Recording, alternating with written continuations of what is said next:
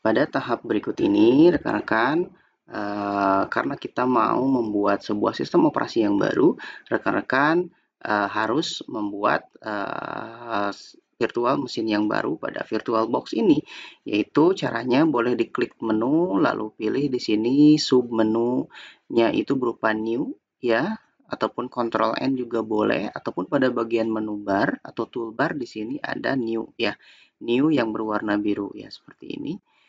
Ya, kemudian rekan-rekan silakan diklik ya, boleh dari situ ataupun dari sini juga boleh. Kemudian tuliskan di situ nama dari project kita itu apa ya, misalnya praktek Ubuntu seperti ini. Kemudian untuk foldernya ini dibiarkan saja karena ini akan mengarah pada folder di mana VirtualBox VMS-nya ditempatkan. Nah, dia akan otomatis ya.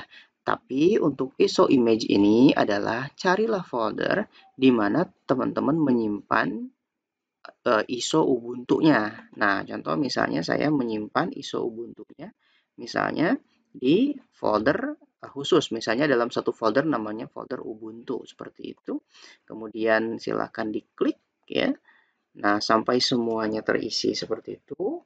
Nah, langkah berikutnya rekan-rekan boleh silahkan diklik next. Namun sebelum itu ada beberapa di sini yang akan muncul, mulai dari tipenya, dia akan muncul otomatis, yaitu tipenya berupa Linux ya, tipe dari ISO file image yang akan kita install.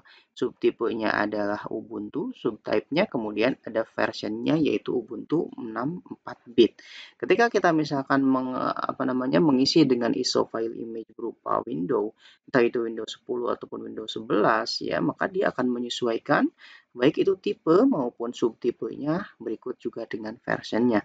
Nah, kita klik tombol next. Pada bagian tombol next ini, ya, pada bagian tampilan berikut ini, rekan-rekan boleh mengganti VBox user ini, ya, boleh diganti, boleh juga tidak sebetulnya. Misalnya boleh diganti dengan user, misalnya ya, boleh. Passwordnya 123, passwordnya juga 123. Sepertinya ada sedikit perbedaan ya, karena di modul itu masih versi lama, tapi kita menggunakan versi terbaru dari Oracle VirtualBox-nya, ya, seperti itu. Nah, rekan-rekan, kalau ini ada bagian install in background, maksudnya adalah boleh diinstal ketika si aplikasi tersebut di close ya, tapi kita tidak menceklis ini, jadi abaikan saja. Oke. Ternyata setelah kita coba ya, bahwa untuk hostname ini tidak boleh menggunakan spasi ya teman-teman. Jadi ketika masuk ke tampilan ini ya, pastikan semua berstatus checklist seperti ini ya, berwarna hijau. Ini checklist berwarna hijau, ini checklist berwarna hijau, ini pun juga berwarna hijau, sehingga nanti tombol next itu akan menjadi enable ya, ataupun akan bisa diklik. Sementara tadi kondisinya tombol next itu disable, dia tidak bisa diklik sama sekali ya, seperti itu. Ketika kita klik next ya, ini boleh di checklist ataupun tidak.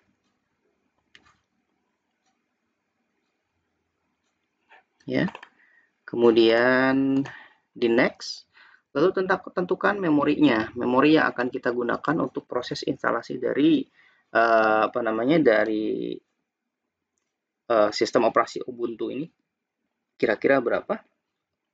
Kita asumsikanlah di sini misalnya hanya cukup 1 GB saja ya, tepat di 1024 MB ya. Kemudian rekan-rekan boleh silakan diklik next, lalu masuk di bagian ini ya. Nah, rekan-rekan ada informasi virtual hard disk ya. Jadi ada hard disk virtual juga yang nantinya akan memakan kapasitas dari hard disk kita ya. If you wish, you can add a virtual disk to the new machine ya. Nah, rekan-rekan tidak perlu ada perubahan pada bagian ini ya.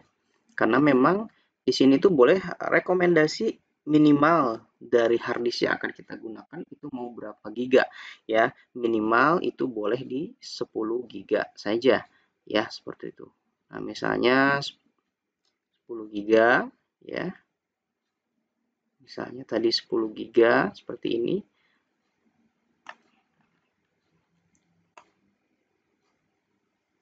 Yang direkomendasikan itu ada 10 giga. Ya. 10 giga. Kemudian di next saja. Pada bagian ini ada semacam summary ya, ataupun kesimpulan garis besarnya bahwa nanti kita akan membuat sebuah virtual machine dengan nama praktek Ubuntu dengan mesin foldernya yaitu tertera, kemudian ISO image-nya apa, disimpan di folder apa, masuk ke versi apa untuk sistem operasinya ya, dalam ini kita Ubuntu. Dan untuk disk space atau disk size-nya itu adalah 10 giga ya, seperti itu. Nah, teman-teman bisa dicoba ya, mau itu misalnya gimana kalau misalnya 10 giga, gimana kalau disk space-nya itu di bawah 10 giga. Sebetulnya tidak ada masalah, tetapi dalam hal ini direkomendasikan, alangkah lebih baiknya kita ambil jalan tengahnya yaitu 10 giga. Seperti itu. Nah, kalau misalnya sudah, rekan-rekan boleh silakan diklik finish saja. Nah, ketika sudah ya, maka secara otomatis ya akan terbentuk sebuah sistem operasi yang baru, namanya adalah praktek Ubuntu. Seperti itu ya. Itu tahap awal dalam proses dalam proses pembuatan sistem operasi ya menggunakan VirtualBox. Seperti itu rekan-rekan.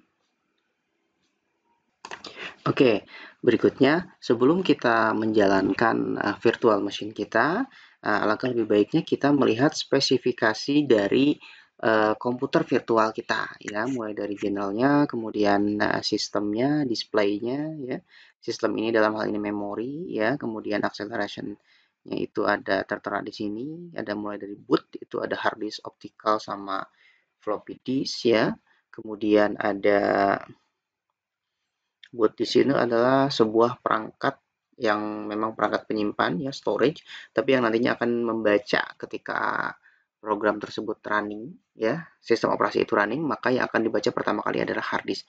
Kemudian ada memori ya, ada video memori, ada grafik, display di sini lebih kepada VGA nanti jatuhnya. Ada storage di sini adalah lebih merujuk kepada kepada kapasitas yang tadi kita gunakan, dan juga ada file image yang sudah kita upload tadi ya. Kalau tidak ada biasanya di sini kosong. Tapi kalau misalnya sudah ada berarti muncul di sini. Kalau kosong boleh silahkan diklik, silahkan dicari file image-nya. Nah, kalau boot tadi ya kita bicara hard disk di sini. Di sini adalah ketika kita bicara sistem, ada base memory, ada boot order. Biasanya berkaitan dengan BIOS ya. Kalau di Windows itu, barangkali teman-teman sudah paham terkait itu. Ada audio, speknya seperti ini. Kemudian ada network, ada USB, ada share. Untuk network, rekan-rekan boleh silahkan diklik saja. Ya, di double klik, di klik ataupun di double klik pada bagian network sampai nanti muncul icon tangan seperti ini, diklik saja. Kemudian rekan-rekan silahkan alihkan NAT yang awalnya NAT ya pada bagian network ini menjadi bridge adapter ya, seperti itu. Kita ikuti alur yang ada di modul ya.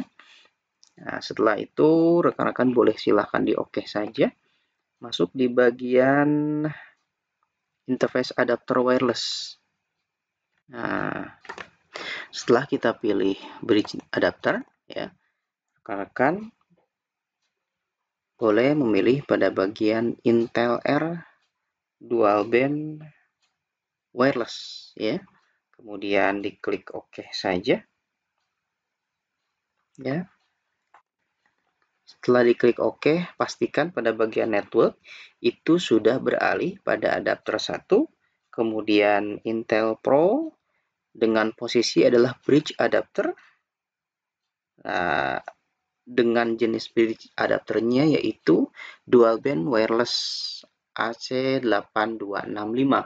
Walaupun sebetulnya nanti akan ada perbedaan, tetapi hanya akan ada dua jenis yang akan teman-teman pilih, yaitu antara Realtek PCI dengan dual band wireless. Jadi rekan-rekan hanya cukup pilih yang wireless saja, walaupun versinya berbeda. Nah, di situ klik OK, pastikan sampai seperti ini. Jika proses itu sudah rekan-rekan tempuh, proses setting network di sini selesai, maka langkah berikutnya adalah pastikan virtual machine rekan-rekan berada pada posisi power off ya. Kalau tidak, misalnya tidak power off ataupun running, rekan-rekan boleh silahkan di klik file di bagian yang runningnya, kemudian di close pilih power off. Nah, pastikan seperti ini, kita klik start ya.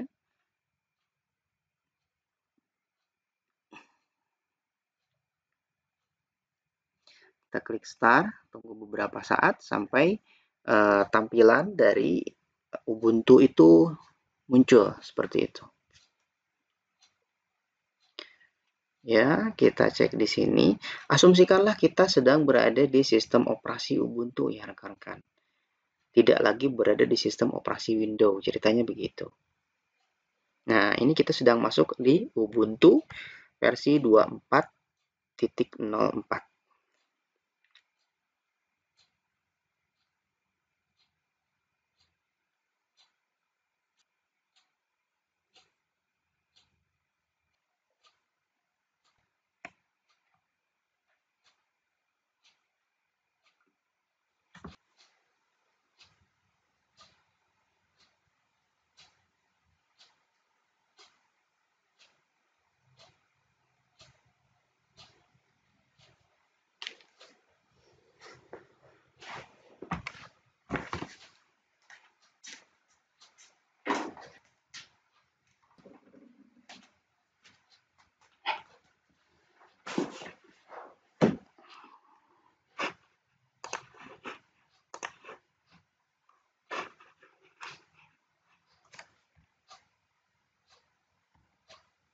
Ini rekan-rekan jangan heran ya, karena memang Linux itu salah satunya seperti ini ya. Tampilannya sebagaimana tadi sudah kita bahas, yaitu berupa tampilan CLI ataupun Command Line Interface.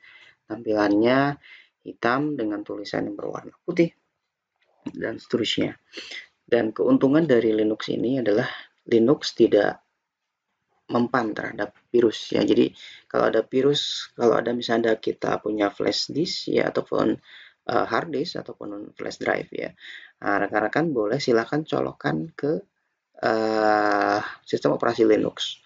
Itu tidak akan terdeteksi virus ya. Jadi virus itu akan lebih mudah dihapus di Linux itu ya. Ini tahapan yang cukup panjang karena kita menggunakan Ubuntu versi terbaru.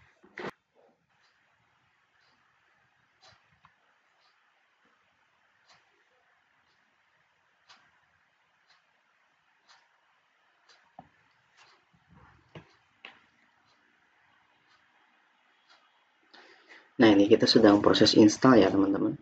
Tadi cukup panjang sekali, ya. Kalau bahasa di Windows itu istilahnya install ulang ya. Ini pun sama ya, install ulang virtual machine Ubuntu ya. Install ulang sistem operasi Ubuntu.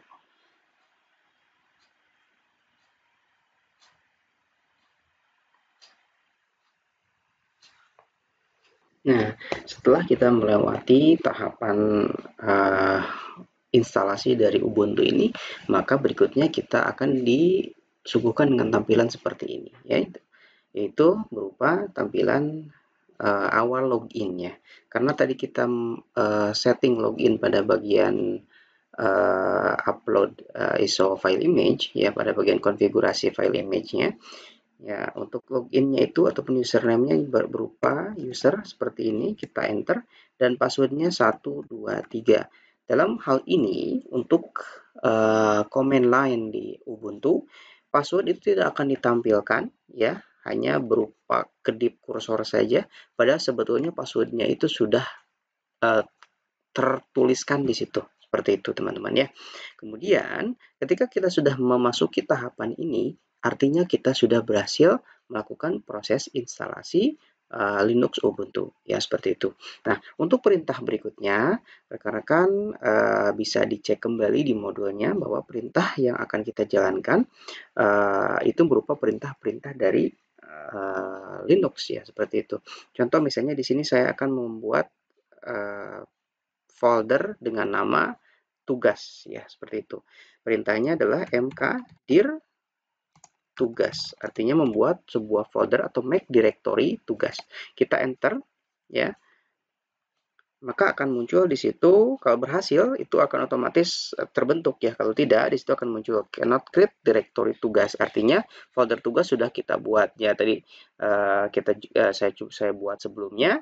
Nah, kita akan coba buat folder tugas yang baru, ya, misalnya folder tugas 2, misalnya enter.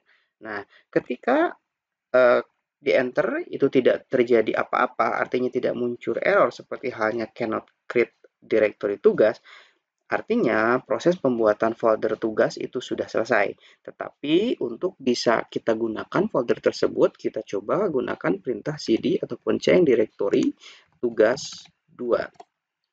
Ketika posisi kita itu masuk ke dalam folder tugas 2, maka pada bagian tampilan ini, ya, sudah muncul user @praktek ubuntu .2, ada icon gelombang atau bitwise di situ, kemudian slash tugas 2.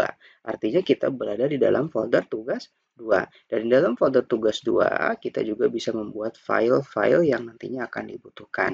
Nah, ini nanti kita akan bahas lagi di pertemuan berikutnya. Seperti itu teman-teman untuk Ubuntu, ya, bagaimana tentang cara menggunakan VirtualBox, kemudian cara kita mengupload ISO file image ke VirtualBox, kemudian bagaimana cara kita menginstal Ubuntu dan melakukan proses konfigurasi dari Ubuntu, bagaimana cara kita membuat folder ataupun file-file ataupun perintah-perintah dari Ubuntu itu sendiri. Barangkali itu teman-teman, saya ucapkan terima kasih.